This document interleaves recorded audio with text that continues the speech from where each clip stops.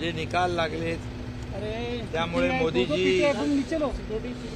आणि एनडीए सरकार स्थापन करणार आहे मोदीजींच्या नेतृत्वाखाली। त्यामुळे मी मोदीजींचं मनापासून अभिनंदन करतो, त्यांना धन्यवाद देतो। खरं म्हणजे शिवसेना आणि भारतीय जनता पक्ष हे वैचारिक एक सेम आयडियोलॉजीवाले पक्ष आहेत आणि त्यामुळे आम्ही 25 वर्षापासून सोबत आहोत आणि मोदीजींच्या नेतृत्वाखाली जे सरकार स्थापन होणार आहे त्यामध्ये मोदीजींना आमचं समर्थन पूर्ण आहे, पाठिंबा आहे आणि त्यामुळे मी त्यांना शुभेच्छाही देतो। सीएम साहेब, एनडीएला बहुमत आहे पण इंडिया अलायन्सही सरकार बनवण्याची तयारी करत आहे। आज इंडिया अलायन्सची बैठक आहे। आता म्हणतात ना, गिरे तो भी टांग ऊपर, तशातला प्रकार आहे। कारण त्यांनी अगोदर देखील म्हटलं होतं की एक मोदी द्वेषाने पछाडलेले लोक, मोदी हटाव मोदी हटाव मोदी हटाव, मोदी हराव मोदी हराव, बाकी दुसरा काय अजेंडा त्यांच्याकडे नव्हता। पण मोदीजींकडे विकासाचा अजेंडा होता आणि काही लोक म्हणाले आता मोदीजींना तडीपार करा, तडीपार करा। तर या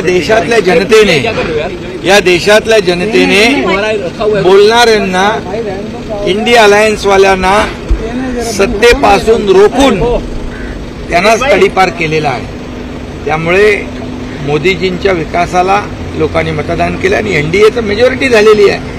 त्यामुळे मेजॉरिटी झालेली असताना तुम्ही सरकारची स्वप्न पाहणं म्हणजे मुंगेरी लाल के हसीन सपने पाहण्यासारखं आहे। त्यामुळे त्यांना त्यांचं लकलाभ हो।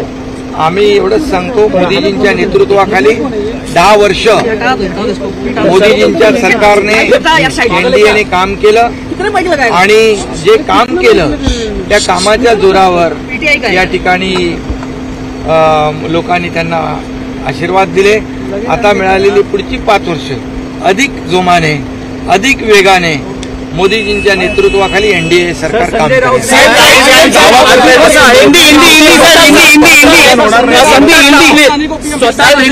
शिवसेनेचे 7 खासदार आहेत, सत्ता स्थापनेत तुमची मोदींकडून काय अपेक्षा असेल?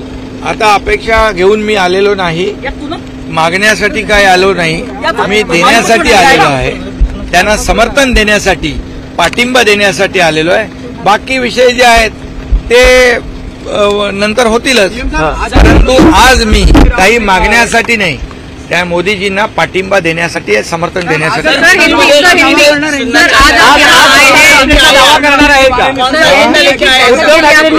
आहे की इंडिया अलायन्सने सरकार स्थापनेचा दावा करायला हवा असं काल पत्रकार परिषदेत मैंने कहा है ना, मैंने कहा है कि मोदी जी को पूरी तरह जितनी मेजॉरिटी के लिए सांसद लगते हैं, संख्या लगती है, उतनी पूरी हो चुकी है, उससे ज्यादा है और एनडीए की सरकार मोदी जी के नेतृत्व में बनेगी।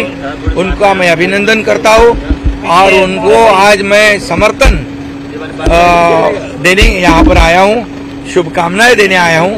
और कहावत है, गिरे तो भी टांग ऊपर वाली, ऐसी बात है। जिनके पास आंकड़े नहीं है, जिनके पास मेजॉरिटी नहीं है, वो सरकार बनाने की बात करते हैं। ये तो मुंगेरी लाल के हसीन सपने हैं, ऐसा मैं कहता हूँ। और निश्चित रूप से आपको इतना ही कहूंगा, 10 साल मोदी जी को जो मिले, 10 साल में जो उन्होंने इस देश का विकास किया है, देश का विकास, देश को बहुत ही ऊंचाई पर ले गए। उनके पास देश के विकास का एजेंडा था और सामने वाले जो थे विपक्ष वाले इंडिया अलायंस, उनको एक ही था, मोदी हटाओ मोदी हटाओ मोदी हराओ। ये ऐसे जो पीड़ित लोग थे, वो लोगों को, जो कई लोग कहते थे कि मोदी जी को तड़ीपार करो, तो तड़ीपार इस देश की जनता ने उनको किया है। सत्ता से रोककर जो बोलने वाले हैं उनको ही तड़ीपार कर दिया, उनकी जगह उनको दिखा दी है।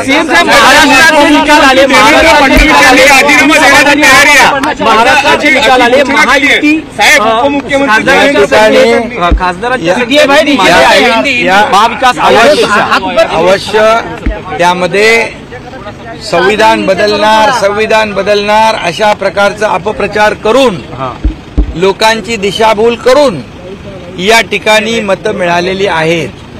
परंतु मतांची टक्केवारी जर पाहिली मुंबईमध्ये तर महायुतीला 2 लाख मतं महाविकास आघाडीपेक्षा जास्त मिळालेली आहेत आणि टोटल मतदान जे आहे टोटल मतदान देखील एक समान झालेलं आहे.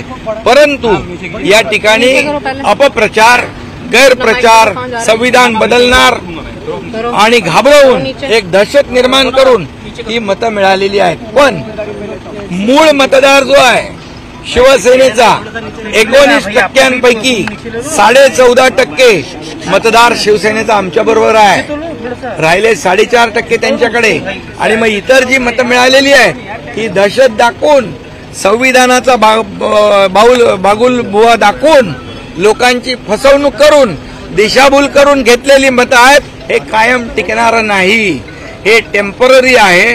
त्यामुळे नक्की आम्ही जो विकासाचा अजेंडा घेऊन निघालोय देशात पण आणि राज्यात पण, तो आम्ही तसंच पुढे चालू. त्यांच्यासमोर अपप्रचार करून संविधान बदलणार, तुमचे हक्क जाणार, ह्या सगळ्या गोष्टी त्याच्याबद्दल मोदीजींनी स्पष्ट करून देखील या अपप्रचाराला जे बळी पडलेत आणि त्यांनी मतदान केलंय त्यांना खऱ्या अर्थाने त्यांचा संभ्रम दूर होईल आणि ज्यांनी त्यांना फसवलंय त्यांचे खरे चेहरे त्यांच्या समोर येतील.